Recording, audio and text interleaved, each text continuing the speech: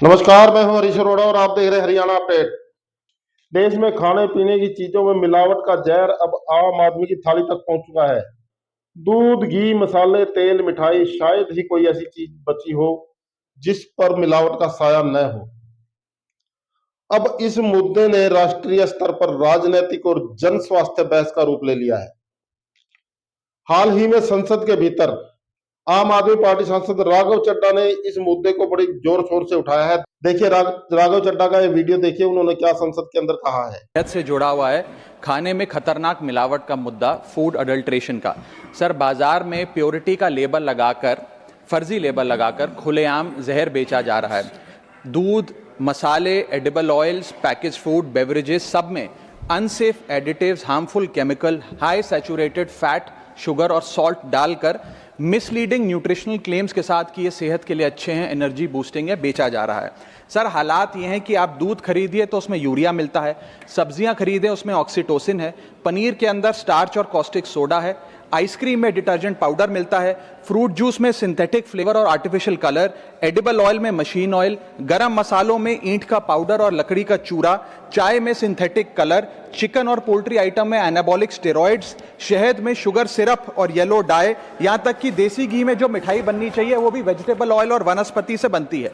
Sir, आप सोचिए कि जब एक माँ अपने बच्चे को दूध का ग्लास देती है सोचकर कि इसमें कैल्शियम है, प्रोटीन है, मेरा बच्चा तंदुरुस्त बनेगा, उसे इस बात का अंदाजा भी नहीं है कि वे एक यूरिया और डिटर्जेंट का डेंजरस मिक्स अपने बच्चे को पिला रही है। सर, एक रिसर्च बताती है कि मिल्क के सैंपल्स में 71% सैंपल्स में यूरिया और 64% सैंपल्स में न्यूट्रलाइजर जैसे सोडियम बायोकार्बोनेट पाए गए।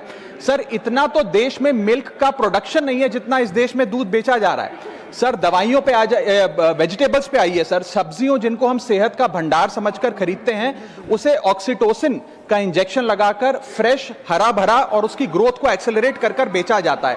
ऑक्सीटोसिन सर वो हार्मफुल केमिकल है जिससे dizziness, headache, heart failure, infertility और कैंसर जैसी बीमारियां होती हैं। सर, वर्ष 2014-15 से लेकर 25-26 के बीच में जितने भी सैंपल्स की जांच हुई उसमें 25% सैंपल्स में मिलावट पाई गई, यानी कि हर 4 सैंपल्स में 1 में मिलावट पाई गई। न जाने कितने बीमार हुए, कितने अस्पताल में गए और कितनों की जानें चली गई। Sir, food adulteration is a raising health crisis और खास तौर पे ये बच्चे, बुजुर्ग और महिलाओं, प्रेग्नेंट महिलाओं के लिए खास तौर पे एक खतरे की घंटी है। इससे भी ज्यादा चौंका देने वाली बात वो है सर कि जो प्रोडक्ट्स भारत में बनते हैं लेकिन इंटरनेशनली बैन हो गए, जैसे कि इस देश की 2 सबसे बड़ी गरम मसाले बनाने वाली कंपनियों के प्रोडक्ट्स यूएस, यूके और इनफैक्ट पूरे यूरोप में इसलिए बैन हो गए क्योंकि उनके अंदर कैंसर कॉजिंग पेस्टिसाइड्स पाए गए। वो मसाले भी आज भारत में बेचे जाते हैं और धड़ाधड़ खरीदे जाते हैं। हम we are forced to consume those products. Sir, हालात यह है कि और देशों के अंदर जिन फूड आइटम्स को पालतू जानवरों को भी नहीं खिलाया जाता, वो हमारे देश में धड़ाधड़ ये कंपनियां बेच रही हैं। सर, मैं इस संदर्भ में कुछ सुझाव लाया हूं। पहला सुझाव, FSSAI जो हमारा रेगुलेटर है उसे मजबूत करिए, एडुकेट मैन पावर दीजिए, एडुकेट लैब टेस्टिंग दीजिए। दूसरा, जो फाइन्स और पेनल्टीज हैं वो फाइनेंशियली मैनेजेबल है, उनको बढ़ाने की जरूरत है। थर्ड, पब्लिक रिकॉल मैकेनिज्म होना चाहिए। यदि किसी एक प्रोडक्ट में मिलावट पाई जाए तो उसको पब्लिकली नेम और शेम कर मार्केट से रिकॉल करें और मिसलीडिंग हेल्थ क्लेम्स की एडवर्टाइजमेंट बंद किया। पार्लियामेंट के भीतर इस खतरे पर सख्त आवाज उठाई गई है और मिलावटखोरों के खिलाफ कड़ी कार्रवाई की मांग की गई है। पार्लियामेंट ऑफ इंडिया में उठे इस मुद्दे ने एक चौंकाने वाला सवाल खड़ा कर दिया है। क्या देश में जितना दूध उत्पादन हो रहा है उससे कहीं ज्यादा दूध बाजार में बिक रहा है?